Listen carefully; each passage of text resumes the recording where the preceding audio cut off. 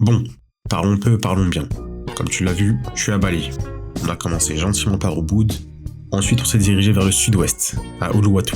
On y est resté 4 jours, et du coup ça fait 1 semaine que je suis à Bali. Mais maintenant on va bouger. Et ce qu'on a fait, c'est qu'on a pris un grab, on est remonté gentiment sur la côte est. On est parti à Padang Bay. Et maintenant on va se diriger vers l'île voisine de Bali, Lombok. Pour ça, le ferry doit passer par 3 îles. Gili T, Gili Meno et Gili Air. Ensuite, on jette l'ancre à Bangsal Harbor. Et mon logement, il était évidemment tout au sud de l'île. Malgré tous les efforts pour apprécier l'île, j'ai pas accroché. La vibe, elle y était pas, je me sentais pas à l'aise. Du coup, le lendemain, on est remonté dans le nord. On a repris un ferry et on est parti à Gili T. Bienvenue dans cette nouvelle vidéo. Du coup, là, on s'est trouvé un petit chauffeur sur Grab. Et on va s'envoyer 71 km pour à peu près 2 heures de route. Et on a payé 438 000 roupies indonésiennes, ce qui fait 22 balles. Avec 22 balles en France, tu fais 500 mètres à Paris.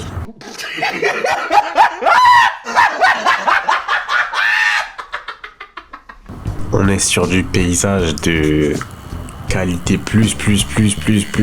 S'il te plaît, regarde-moi ça. On est vraiment dans un environnement magnifique. Une île préservée. Le vert, il est vert. Comme je l'ai répété dans l'autre vidéo. Le vert, il est vert. Pas comme en France.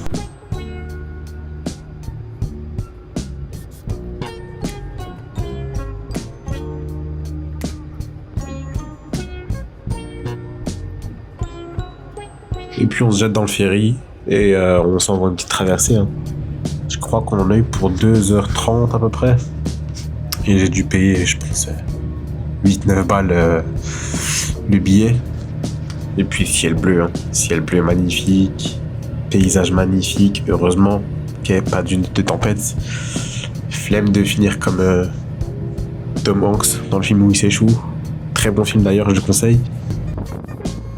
Bam, on trouve un taxi et on se rend à la villa. Franchement, elle était au sud de l'île, il fallait tout traverser, beaucoup de montagnes, beaucoup de haut, de bas, de haut, de bas. Mais la végétation, elle est incroyable. Parce que c'est rien à voir de ce que tu vois en Europe. La végétation, c'est de la jungle en fait. C'est de la jungle et c'est magnifique. Tu le verras de toute façon au cours de cette vidéo. C'est magnifique, c'est beau. Et ça sent le vrai oxygène, pas l'air pollué d'Europe. Je crache beaucoup sur l'Europe, mais c'est vérité.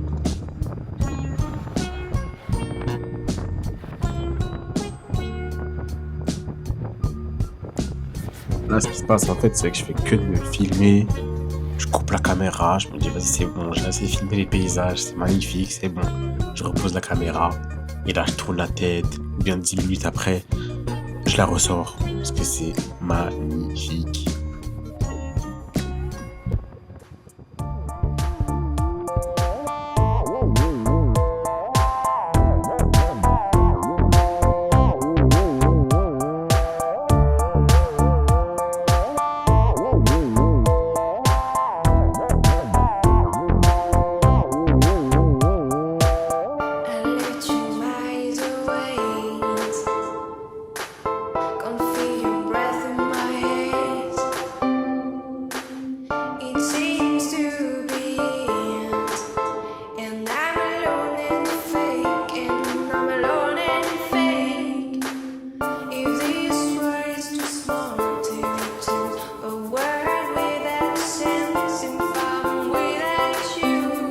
Alors là, il y a quand même 2 trucs sur la fin du chemin qui m'ont interpellé.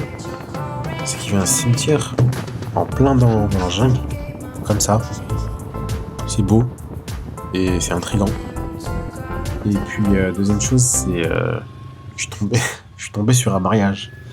Je suis tombé sur un mariage et ça nous a bien ralenti sur la fin. Ça a fait quelques bouchons, mais j'ai bien aimé la musique traditionnelle.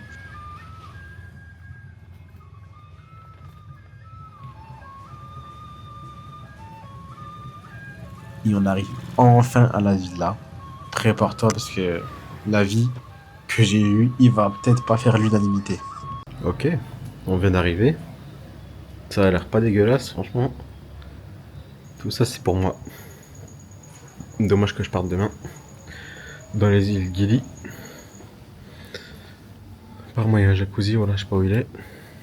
Ça, c'est une piscine, voilà, elle fait 3 mètres cubes. Petit espace. Espace dans le bon. Bon, la famille, on vient d'arriver à la 3e villa qui est très grande, mais que j'aime pas trop. Pas très fan de celle-là. Bon, on va faire une petite présentation déjà pour commencer, hein, on n'est pas des animaux. Plan de cuisine déjà. Tac, plan de travail. Quelques fruits à la con que j'ai jamais mangé. 15 000 télécommandes, je ne sais pourquoi. Free Palestine quand même. Là, on a un bon frigo, franchement. Ici, c'est pour les glaçons. Là, c'est la partie pour réfrigérateur. Tout ça avec des glaçons que je vais pas toucher, évidemment. On ne touche pas aux glaçons dans les pays tropicaux. Une première porte. Et une deuxième porte. Avec de la bonne bière. De la bonne bière au citron. Le truc à la mangue, il est incroyable. Quelques boissons gazeuses, hein, évidemment. S'il n'y a pas un insecte qui traîne dans le frigo, c'est pas un frigo normal. Hop. Je me permets, hein. Je me permets, champion. Un petit micro-ondes, petite machine à je sais pas quoi. 2 bric-à-brac là. Un tableau de Docteur Bric-à-brac. 3 tableaux, pardon. De Docteur Bric-à-brac avec deux hélices d'hélicoptère. Comme ça posées. Voilà. C'est le salon. Là, franchement, c'est la partie que j'aime pas. L'espace entre la cuisine et le salon. Bon, le salon qui est éclaté, faut le dire. Éclaté. Un canapé, une télé. Classe. Bref, l'espace. Oh, regarde l'espace. Wesh, y a Redline. Tu peux mettre Redline ici, frère. Bref, le canapé, je crois, c'est un clic-clac. Là, j'ai pas de commentaires. Télévision. Petit bric-à-brac que je vais évidemment pas lire. 3 petites statuettes. Bref, la brochant. Un petit brochant, quoi. Écoute, c'est rien d'exceptionnel, hein. Rien d'exceptionnel. Qu'est-ce qu'on a là-dedans? J'aime pas regarder. Ok, rien. Ça, bref. La brochant. Là, c'est l'extérieur. Bon, c'est rien de fou. Et finalement, la piscine, elle est éclatée. Elle fait vraiment, mais vraiment, 1m50. Elle a tout pété. Et pas de profondeur. Non, non, je parle pas de profondeur. 1m50 de largeur. On a encore une télécommande dehors. D'accord, rien d'exceptionnel. Rien d'exceptionnel. Franchement, c'est rien d'exceptionnel. Là, c'est ma carcasse, ma belle carcasse bien bronzée. Tu peux voir ça, le bronzage, il est incroyable. Incroyable le bronzage. Moi, j'ai bien bronzé, franchement, je suis beau. Ça, on dirait CR7 Prime. CR7 Prime. Bref, on fait 15 km pour marcher dans la maison. Heureusement qu'elle m'a pas coûté si cher que ça. Et c'est là que je me suis fait douiller. Je devais y rester 3 nuits. J'y suis resté qu'une. Et vu que j'ai déjà commencé à entamer la réservation, bah, je pouvais pas me faire rembourser. Du coup, 144 balles dans le fessier. Tac, on arrive dans la salle de bain. Qui sauve même pas les meubles. Pourquoi? Parce que je déteste la salle de bain. Je déteste les salles de bain où il n'y a pas de fenêtre. C'est horrible. C'est horrible. Il n'y a pas de fenêtre. Aucune lumière naturelle. Regarde, c'est sombre. Aucune lumière naturelle. Moi, j'ai aucune pitié, hein. Quand il y a des trucs qui sont bien, je le dis. Quand il y a des trucs qui sont mauvais, je le dis aussi. Dressing à la con dans le noir. Ça, je vais pas le toucher. Voilà, je m'en fous. Voilà quoi. Je suis désolé, il n'y a pas de lumière naturelle. Tu vas aller où comme ça? Il n'y a aucune vue, il n'y a rien. Tu es dans le noir, tu fais ta douche. Ça y est. Ça y est. Bref. On va pas tergiverser. J'aime pas, j'aime pas. Et heureusement, je dis bien heureusement, demain, je me casse. J'étais censé rester ici 3 jours. 3 jours, 4 nuits. Non, je me casse demain. Non, je me casse demain, je suis désolé. On me dit ouais, c'est au ciel, la ville elle est bien, profite. Non, je profite pas. J'aime pas, j'aime pas. Demain, je vais aux îles Gili. Les îles Gili, c'est incroyable. Et il y a des touristes. Là, je suis désolé, il n'y a que des locaux. Je suis pas venu pour... je suis pas venu pour faire le mec... je viendrai dormir chez vous, là. Je suis pas ce type de... Je suis pas ce type-là, moi. Je viendrai pas dormir chez vous. Je suis désolé. Je viendrai pas dormir chez vous. Et puis ni deux, on replie les bagages et on se casse de cette villa que j'ai pas trop aimé, ni de l'endroit d'ailleurs. J'ai pas accroché, ça arrive. Et ce que je retiens de l'histoire, c'est pas parce que j'ai prévu telle ou telle chose que je suis obligé de la faire. T'es pas obligé de suivre la feuille de route. T'es pas obligé de faire toutes les étapes, de cocher toutes les étapes. T'es pas obligé. Des fois, faut s'écouter. Si t'es pas bien dans un endroit, c'est comme ça. Faut s'écouter. Faut tailler. Changement de plan. Ciao. Et puis on repasse par des paysages magnifiques. Magnifiques. À peu près les mêmes que hier. Sauf qu'hier, c'était en soirée, coucher de soleil. Et là, c'est en plein soleil, 9h du matin. Magnifique.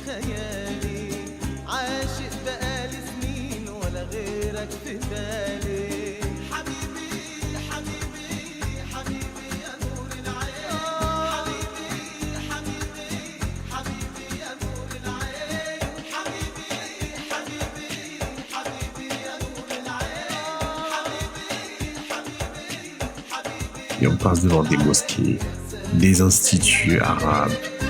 Bref, que du bonheur pour les yeux.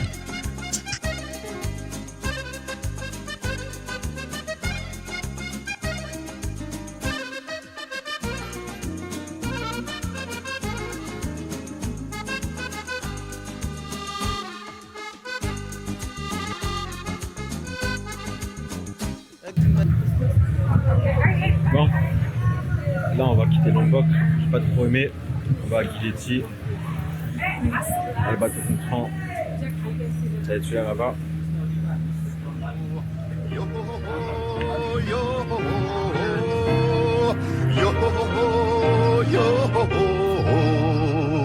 Je m'en vais de bon matin, livrer le bon rhum des Beans. Les vagues dansent et je chevauche les flots au gré du vent. Alors que je prends le large, le soleil entame sa course et les oiseaux dessinent des cercles dans le ciel en chantant.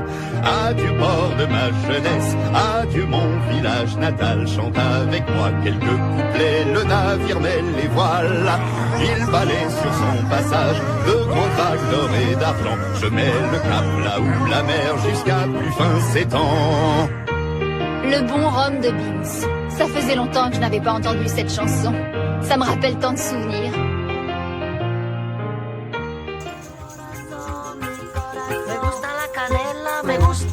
C'est l'histoire d'un petit pêcheur qui pêchait que le matin, parce que pour lui le bonheur c'était d'être avec les siens, profiter de sa famille, lézarder sur le sable, regarder grandir ses filles les après-midi au calme. Un jour qui se reposait à côté de sa barque, une question lui fut posée par un homme d'affaires en cravate.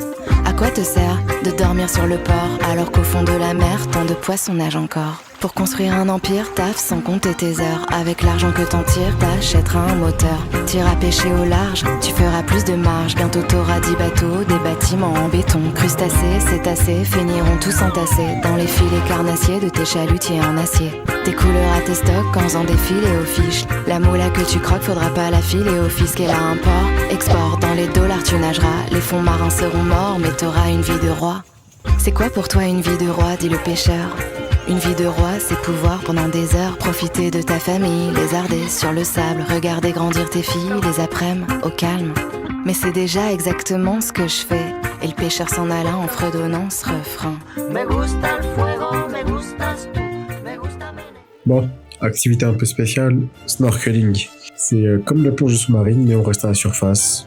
Masque, tuba, et on admire les fonds marins. Les tortues, les poissons, certaines statues dans l'eau. Il y a certaines statues dans l'eau que eux-mêmes ils ont entreposées pour regarder, pour admirer, pour les touristes, je pense. Et c'est magnifique. C'est magnifique. Je sais pas encore quelle musique je vais mettre pour accompagner ces belles images, mais je vais trouver.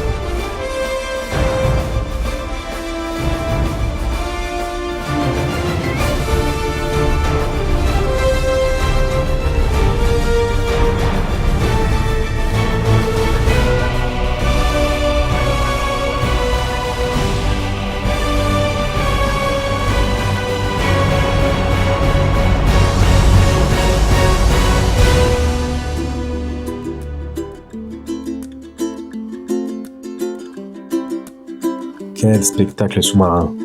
Quelle vue. Quelle vie. C'est impressionnant de voir ça en dessous de l'eau. Ça renforce encore plus l'idée de me dire qu'on n'est vraiment rien sur Terre. Mais vraiment rien du tout.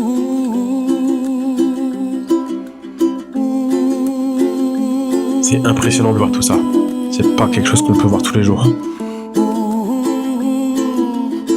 Et puis là, je vous laisse sur une magnifique chanson et une magnifique surprise qui s'accorde très bien avec la musique. Pour ceux qui parlent anglais.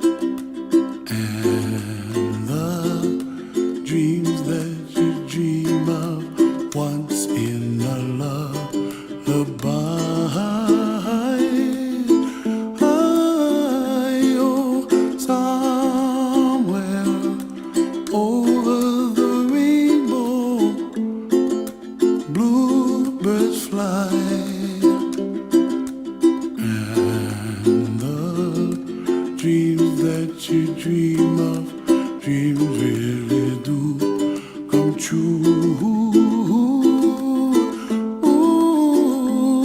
Someday you wish upon a star. Coucher de soleil, l'Éden et un chat. Qu'est-ce que tu veux de plus? Moi, j'avais besoin de rien de plus. Toi, je sais pas. Moi, en tout cas, j'avais pas besoin.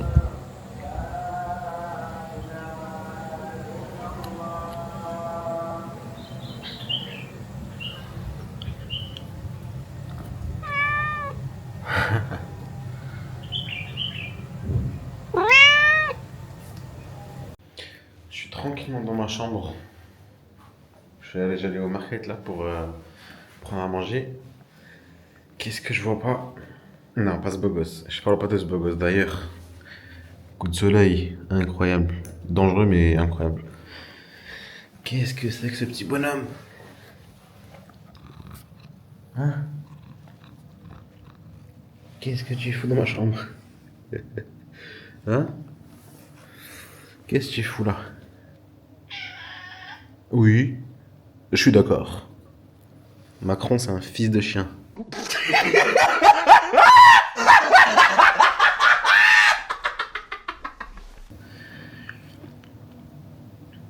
Non, tu vas pas chier là. Ah. Bon, allez. Gili Trawangan, ou plus communément appelé Gili, une petite île posée au large de Lombok, en Indonésie. Avec ses 2 km², elle affiche une taille presque identique à celle de Monaco. Un territoire minuscule qu'on peut traverser en moins d'1 heure à pied, ou 15 minutes en vélo. Ici, pas de scooter, pas de voiture, pas de moteur. Les déplacements, ça se fait à pied ou en calèche, dans une ambiance où tout est plus simple. Entouré rien que d'eau turquoise et de magnifiques récifs, l'île est devenue vite un refuge pour les voyageurs en quête de déconnexion. Mais derrière tout ça, l'île possède une identité propre à elle. Un mélange d'île paisible en journée et d'ambiance beaucoup plus animée une fois la nuit tombée. Un bout de terre, certes, mais une vraie expérience.